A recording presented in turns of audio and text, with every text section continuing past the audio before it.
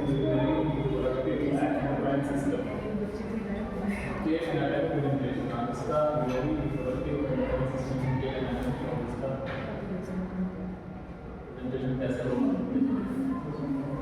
Immune system का overview देखिए। Organs क्या होते हैं? सब ऑर्गन्स हैं।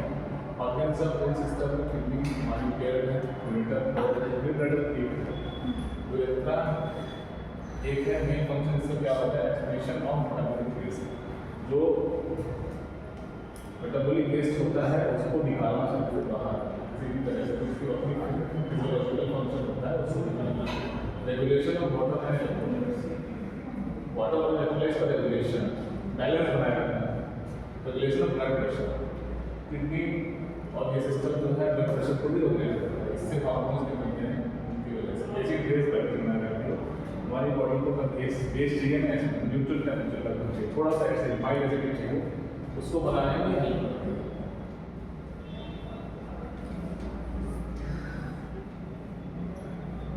किडनी एक ओवरव्यू देखिए। किडनी का वी शेप्ड ऑर्गन्स होता है located in the posterior abdominal wall.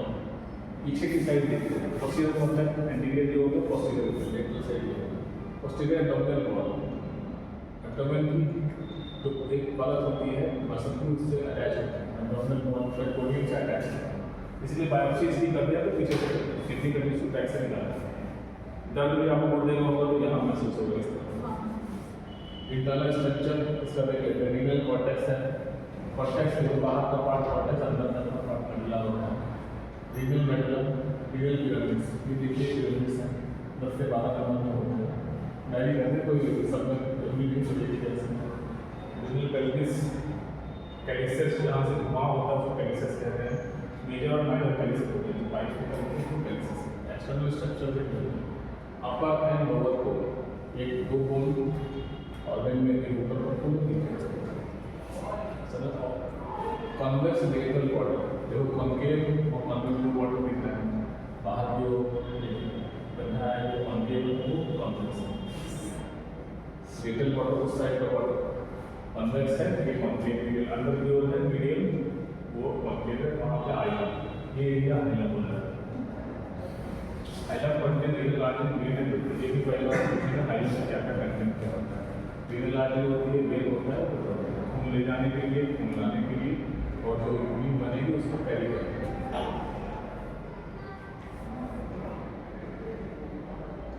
Function of the kidney 5 function है जो उनका काम करता है, कैसे करता है।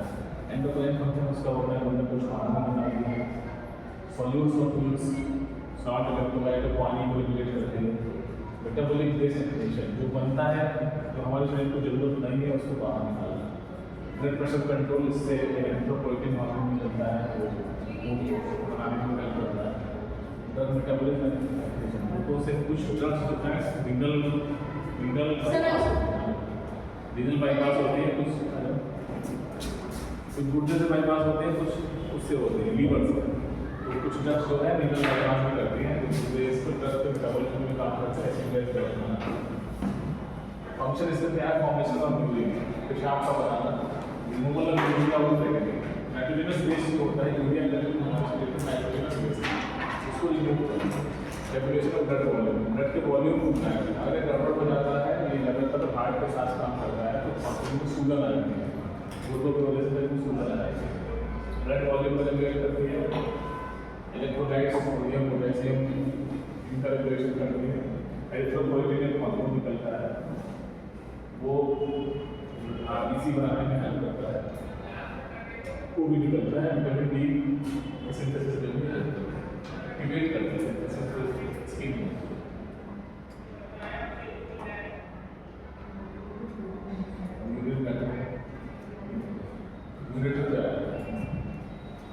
मस्कुलर ट्यूब अगर 25 से 30 सेंटीमीटर लॉन्ग, ये ट्यूब्स हैं जब कोई ऑर्गन की एनर्जी में आ रही है, दोनों ग्रुप में से एक परिवार में ये हमारे connect kidney to urine bladder, ये कनेक्शन है यूरिन ब्लैडर से कनेक्शन ट्रांसपोर्ट करती है यूरिन पे पेरिस्टाल्सिस।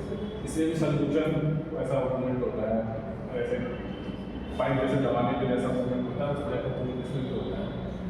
ऐसे ऐसे करके चलते चलते यूरिन ऊपर से नीचे आया। ट्रांसपोर्ट यूरिन का peristalsis, line by transitional liquid, इसकी वेरिएंस के अंदर भी लाइनिंग हो तो ट्रांजिशनल लिक्विड हो।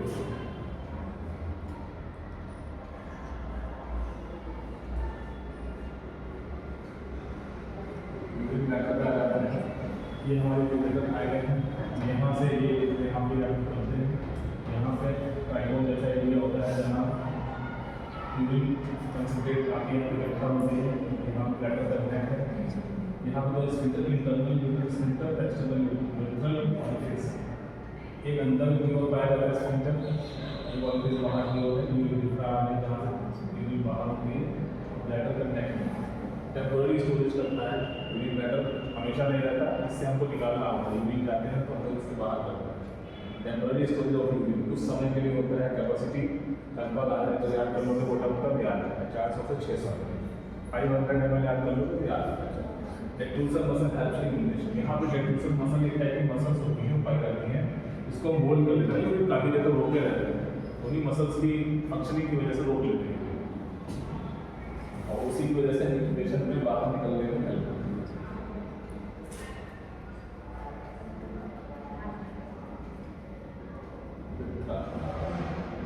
यूरेथ्रा आ जाता है, passage of urine excretion. Urethra वो ट्रैक्ट है जहाँ से यूरिन बाहर आती है। मेल यूरेथ्रा लॉन्ग होती है, ऑल्सो पेरिस। मेल यूरेथ्रा में दो काम होते हैं यूरिन के अलावा, सेकंड का कैरी होता है। फीमेल यूरेथ्रा छोटी होती है, ओपन एबव हो जाता है, उसकी वजह से ओपनिंग में दोनों अलग अलग होती है। फीमेल में दोनों अलग अलग, मेल में सीमेन भी कैरी करते हैं, control by internal and external sphincter. इसमें भी दो तरह के स्फिंक्टर पाए जाते हैं, internal and external.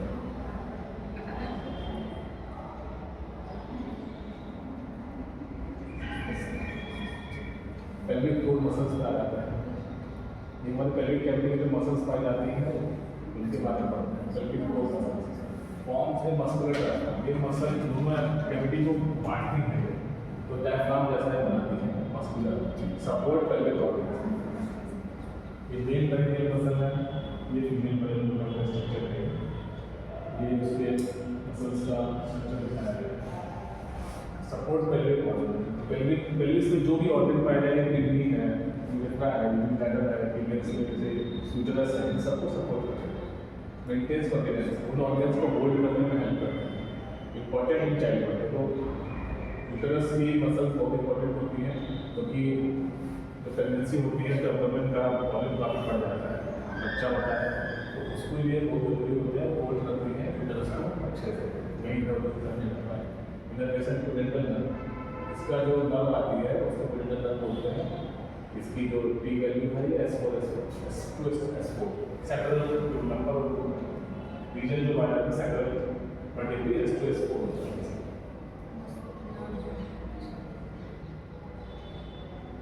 Male reproductive system पे आ जाता है, ये मेल रिप्रोडक्टिव सिस्टम ब्लैडर है, मास सिस्टम का कैरी करता है, इसको सीमेंट सेमेनल वेसिकल है, ये सीमेंट का पार्ट काफी भाग बनाता है, ये यूरिनरी डक्ट है, रेक्टम प्रोस्टेट मेल और देन फीमेल प्रोस्टेट की एडिटिव होते हैं, इसको टेस्टिकल इसको कब लेगा पेल्विस, ये उसका आउट है। टेस्टिस का काम का प्रोडक्शन ऑफ स्पर्म, टेस्टिकल्स में स्पर्म का प्रोडक्शन होता है। प्री-डायलिसिस स्पर्म मैच्योरेशन के अंदर ये प्री-डायलिसिस होगा, यहाँ पे स्पर्म की मैच्योरेशन होती है, फिर हर चीज़ छोटे स्तर पर बनती है, फिर मैच्योर होती है, फिर बाहर प्री-डायलिसिस होता है, sperm maturation. Vas deferens transportation of sperm semen के साथ, vas deferens seminal vesicle secrete seminal fluid semen में काफी पार्ट होता है, पार्ट सेमेनल फ्लूइड का होता है, मैक्सिमम पार्ट सेमेनल फ्लूइड का होता है। Prostate gland adds prostatic fluid, prostate gland भी फीमेल्स में फ्लूइड निकालती है, सीमेन में ही वो ऐड हो जाता है, प्रोस्टेटिक फ्लूइड ऐड हो जाता है। फीमेल ब्लड सिस्टम का इसके पार्ट ले लीजिए, यूटेरस है, यहाँ पे अवेलेबल होता है, एम्ब्रियो का अटैच होता है, फर्टिलाइजेशन के बाद यहाँ अटैच होता है, यूटेरस है, पीयर शेप होता है। ये फंडस का अपर पार्ट, इनका थिक पार्ट होता है, जो फंडस है जो एक पे फैलोपियन ट्यूब, यहाँ से इनकी से यहाँ से जो एग है वो यहाँ से आगे रिलीज होता है। एक साइकिल में एक आता है, अगले साइकिल में दूसरी बार एक तरफ का एक ही बार एक्टिवेट होता है। ये उसको लिया साइकिल में लिया है सभी से लाइन है सब एक किनारे मस्कुल भाषा में मस्कुलेचर उसका सिंगल प्रोड्यूस सिस्टम का ओवरीज का आ रहा है प्रोडक्शन ऑफ ओवरीज का कंट्रोल काम होता है एक्स का बनाना production of control menstrual cycle. ज़्यादातर ओवम से रिलेटेड चीज़ें होती हैं मेंस्ट्रुअल साइकिल को ओवरीज कंट्रोल करती है। ओवम का निकलना कंट्रोल मेंस्ट्रुएशन पे डिपेंड करता है, ओवरीज इसी को कंट्रोल करती है। फेलिपेंट नीचे आ जाता है, फेलिपेंट जो है ओवम को ट्रांसपोर्ट करता है। यूटेरस जो है साइट ऑफ इम्प्लांटेशन देखो लिखा हुआ है यूटेरस साइट ऑफ इम्प्लांटेशन, यहाँ पे आपको जवाब है कि यूटेरस एंड फीटल यूटेरस में ही बच्चा ग्रो करता है। 36 to 37 वीक्स तक बच्चा उसी में रहता है, 37 के बाद बेबी होता है। सर्विक्स जो है यूटेरस का पार्ट है, सर्वाइकल के नाम है ये पार्ट है। Vagina passage of menstrual flow, vagina के थ्रू मेंसेस का जो फ्लो होता है वो बाहर आता है। एंडोक्राइन सिस्टम का आता है, एंडोक्राइन सिस्टम भी बड़ी बढ़िया हमारा एंडोक्राइन सिस्टम बढ़िया मेजर ग्लैंड्स में बनाया गया है। हाइपोथैलेमस एंडोक्राइन सिस्टम जो भी हार्मोन्स निकालता है, पिट्यूटरी ग्लैंड में हार्मोन निकालती है, पीनियल ग्लैंड की होती है वो भी हार्मोन निकालती है, थाइमस ग्लैंड है वही फीमेल में मेल में टेस्टिक्युलर वाले एंडोक्राइन ग्लैंड्स पैंक्रियास के एंडोक्राइन ग्लैंड है, एड्रेनल ग्लैंड है, बाकी और सारे प्लेसेंटा ये लीवर ये बहुत सारे एंडोक्राइन ग्लैंड्स पाई जाती है। एंडोक्राइन ग्लैंड्स में टच स्टैंड पाई जाती है क्योंकि खून के थ्रू ही अपना जो कंटेंट होता है उसको पूरी बॉडी को देती है। सिक्रीट्स हार्मोन डायरेक्टली होता है मतलब खून में ही डालना है, जब खून में डाल दिया तो सीधे सब नहीं बोले सही से चला जाता है। Hormone regulated metabolic growth metabolism production, hormone जो होते हैं ग्रोथ मेटाबॉलिज्म प्रोडक्शन के लिए जरूरी होते हैं।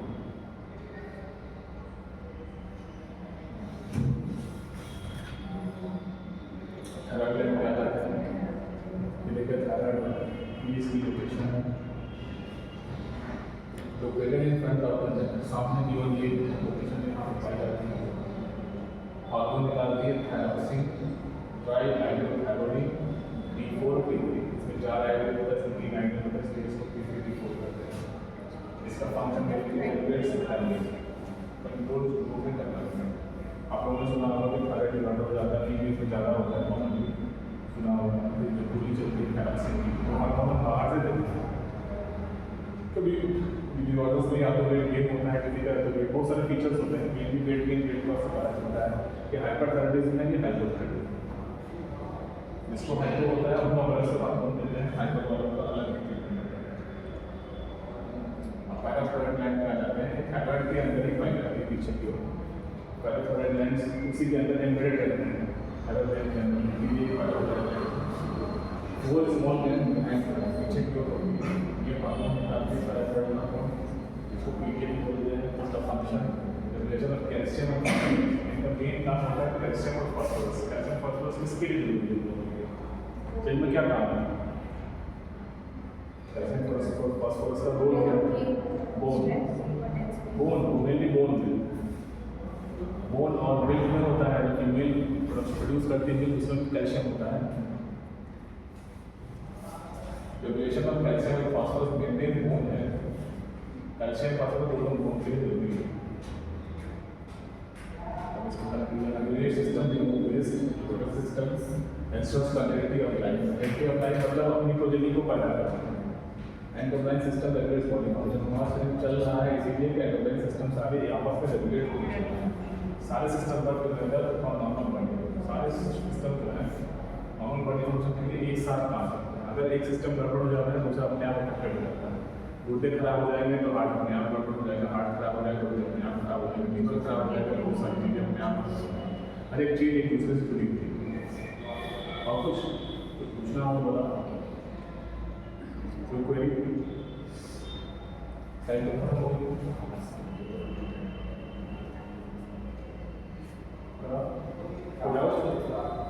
दिक्कत तो कुछ नहीं।